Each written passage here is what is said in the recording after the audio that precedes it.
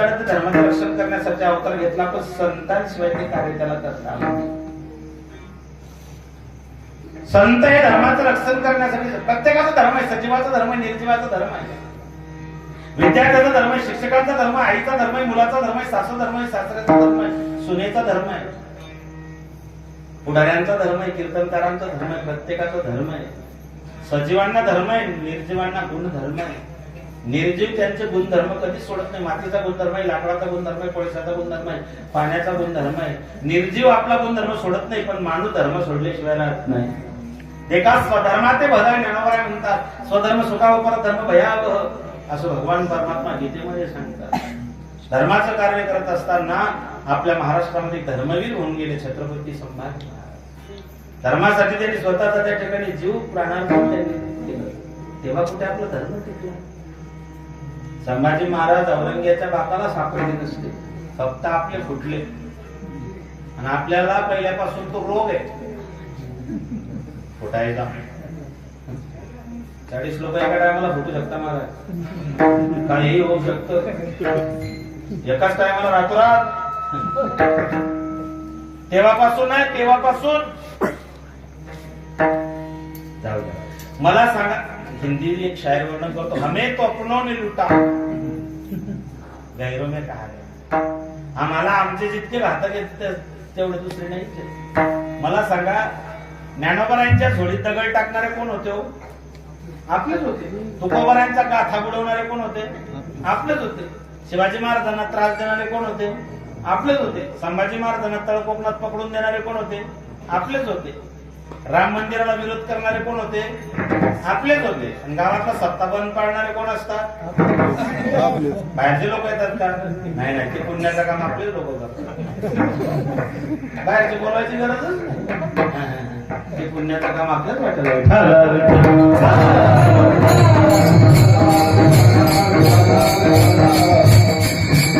सैनिकांचा धर्म आहे, शूर निघता रणी न फिरे माघारी. देशाने 5 लढाया पाहिल्या. सैनिकांचा धर्म आहे, सैनिकांनी रणांगणामध्ये पाठ दाखवणं आहे. श्रीमंताचा धर्म आहे, श्रीमंताने प्रचंड पैसा कमवावा, धन कमवावं, प्रचंड संपत्ती कमवावी, आणि ते भगवत कार्यामध्ये, गावामध्ये सत्ता असेल, मंदिराचं काम असेल, धर्म कार्य असेल, ईश्वरी कार्य असेल, तर श्रीमंताने आपलं धन त्या ठिकाणी समर्पित करावं. उदास विचारे हेच क्रिया नाही, श्रीमंताने आपल्या धनाचा विनियोग करावा. नाही तर मग परिणाम काय होतो बघा. ज्ञानोबराय म्हणता, अति श्रीमंत अति कंजूस, अति कंजूस अति श्रीमंत. माऊली वेदाबद्दल बोलतात, वेद अति कपणू असं ज्ञानोबराय म्हणतात. वेदाकडे श्रीमंती भरपूर आहे ज्ञानाची, पण वेद कंजूस आहे. अजून एक श्रीमंती आहे, समुद्राकडे प्रचंड श्रीमंती. कशाची?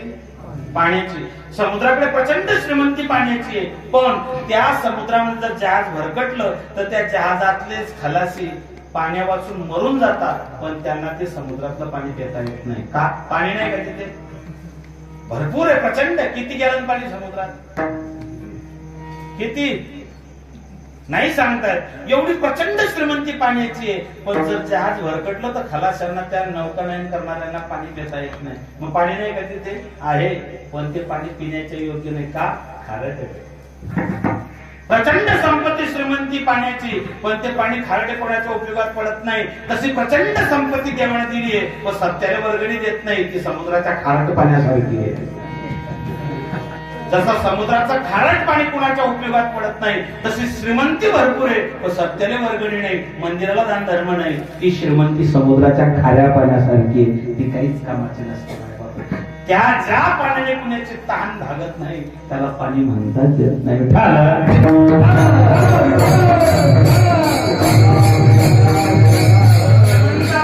श्रीमंतांना आपल्या संपत्तीचा विनियोग सत्कर्मामध्ये, भगवत कार्यामध्ये, त्या ठिकाणी देवदेश धर्मासाठी करावा. सैनिकाचा गुणधर्म आहे, सैनिकांनी आपली पाठ रणांगणामध्ये कधी शत्रू दाखवता कामा नये, निधड्या छातीनं समोर जावं. आतापर्यंत आपण 5 लढाया लढलो, 48, 62, 65, 71 आणि 99. 99चं कारगिल आठवतं, बाकीचं लढाई काही आठवत नाही, त्या माझ्या जन्माच्या अगोदर झालेले आहे. पण जे काही लढाई झाली 99ची, त्याच्यामध्ये आमचे अनेक तरुण पुढे गेले.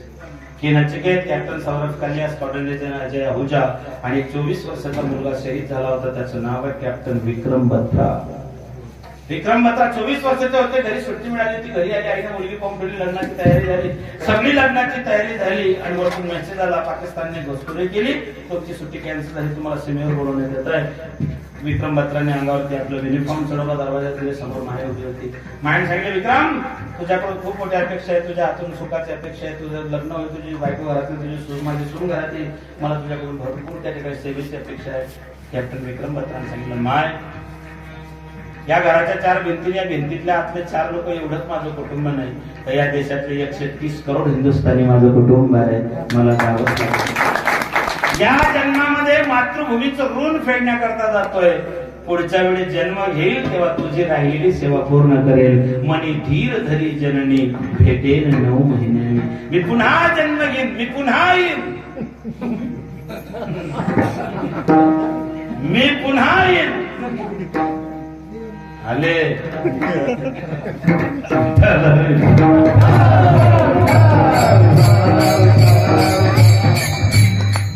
विक्रम बत्रा म्हटलं, मी पुन्हा जन्म घेईन, मी जन्म देवाची, देशाची, धर्माची सेवा करण्यासाठी मी पुन्हा जन्म घेईन. माय तुझ्याच कुठे जन्माले, तुझी सेवा करेल.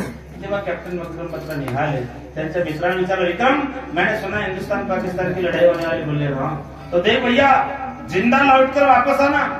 कैप्टन विक्रम बत्रा ने उत्तर दिया, भैया लौटकर जरूर आऊंगा, या तो तिरंगा लहरा के आऊंगा या तिरंगे में लपेट के आऊंगा, मगर आऊंगा जरूर. मी माझ्या आईला वचन दिलंय, माझ्या मातृभूमीला वचन दिलेलं, ही माझी माय आहे. जननी जन्मभूमी स्वर्गात अतिगरी असे, म्हणून संतांचा, राष्ट्रभक्तांचा, देशभक्तांचा एक धर्म आहे. वाढावया सुख भक्ती भाव धर्म, कुळाचार नाम विठोबाचे. अवतार तुम्हा धराया कारण, उद्धराया जन जळ जीवा. पण ते संत असतात कसे?